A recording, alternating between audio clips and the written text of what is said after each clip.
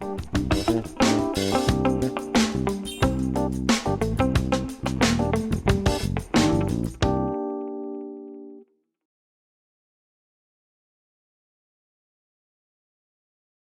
to the final keynote session of the Wine Spirit Virtual Fair. I would like to introduce Gonzalo Yañez, which is CEO of Moondesk, and Luli Halstead, which is CEO Wine Intelligence. The first question that I have for Luli: the quarantine has clearly pushed wineries to move towards the e-commerce, and during the quarantine period, the supermarket, the FMCG channel, has been the only physical channel where the consumer could buy wine. But the point has been that through these two channels,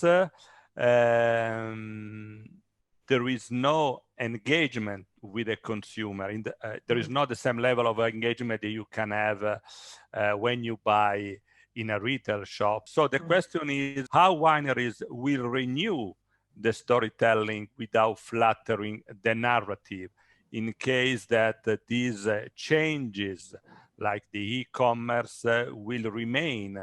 Like, if I'm not mistaken, I have heard from your session in the coming months and year. What is your view of this? Well, the first point in terms of what is motivating consumers at the moment when it comes to wine and what choices they're making is we are seeing that different choices are being made, because as you say, you know, sort of supermarkets and online being the key channels that we've had access to in most countries around the world during the last 2 or 3 months. What we find, and I was saying earlier in my presentation, is that consumers tend to, we are all consumers as well, human beings tend to sort of migrate towards the known. Regarding one slide that you shared in the previous presentation about the growth in terms of sales through the e-commerce, my question was, have you been able to record also a change in terms of quality? I mean, you were saying that the consumer go more towards products that are giving a feeling of reassurance. Okay, but what about the quality? They are, when you are on the e-commerce, you are more focusing on price, on a discount, or maybe the consumer now is evolved in a way that, okay, I buy from that platform, but I want to buy that good wine because I deserve it. What is yeah, well, it's the answer is actually a bit of both.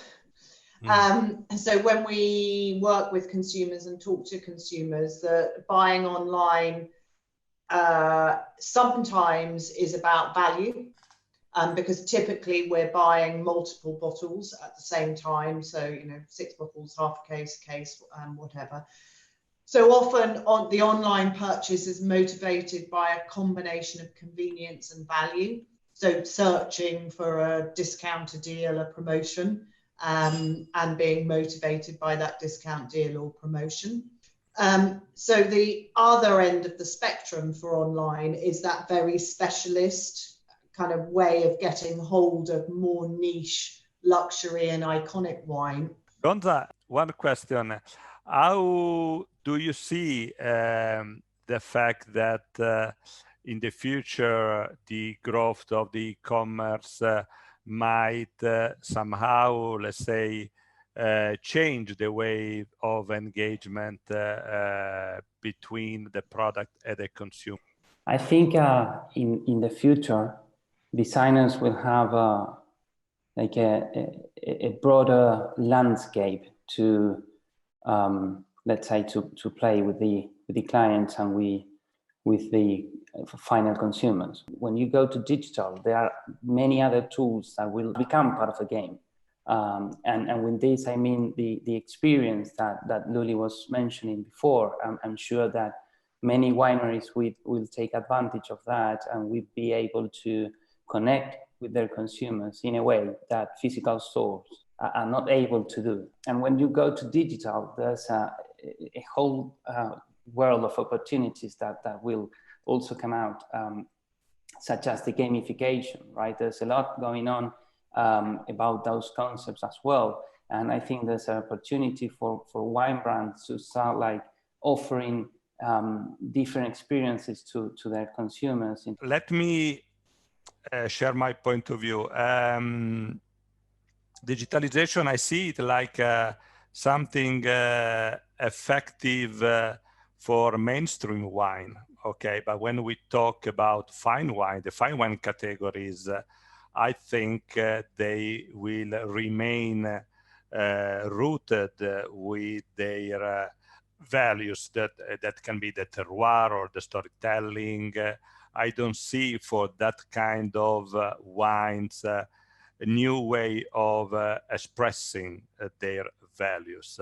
What do you think, Luli? Do you think there will be such a revolution in the coming years regarding the way of engagement or the value that you are communicating to your consumer? Typically what we see is long-term, our behaviors don't shift hugely. So yes, in terms of, as I was saying in the presentation earlier, more consumers have, for example, purchased wine DTC and online than because they've had to.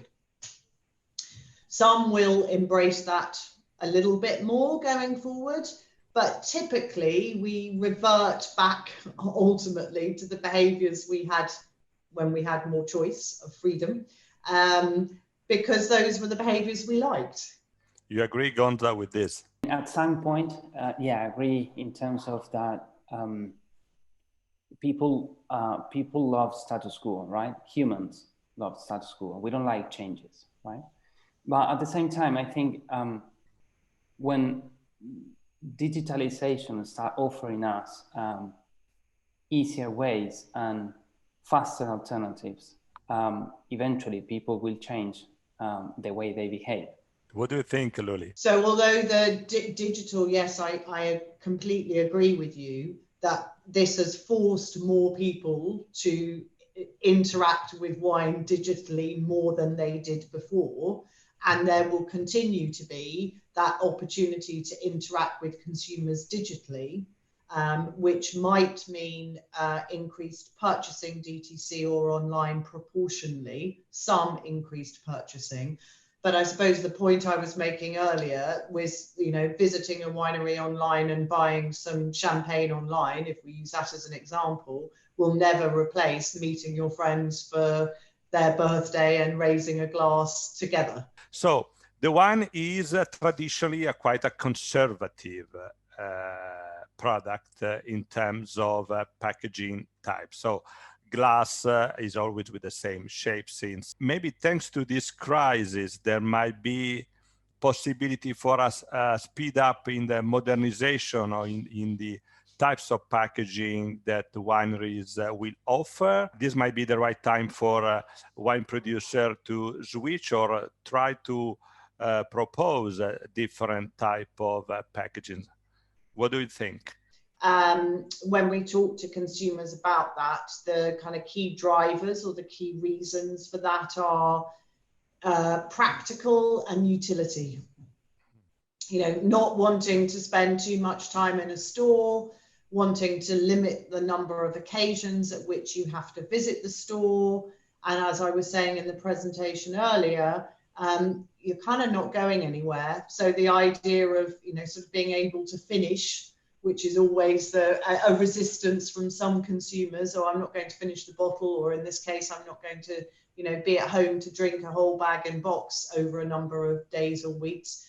Well, we have been. So that's actually made that barrier kind of temporarily disappear. Do you foresee any other type of container that which is not a bag-in box in terms of shapes or bottle that maybe are more sustainable or with different shapes to optimize the space that the bottle actually requires in terms of transportation. Gonzalo? It's interesting to, again, I would separate the short term to the long term. And I would also like to understand between purchase behaviors between the different generations. Again, I think in the short term, I totally agree with Luli. Purchase decisions are going to be made, conducted mainly by my pocket, right? By the economic reality that each family or each person has at that time. Then in the long run,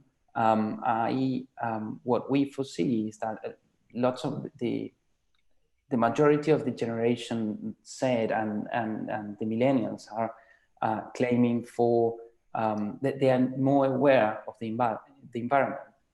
So and they also challenge the way the world has been working in the past decades.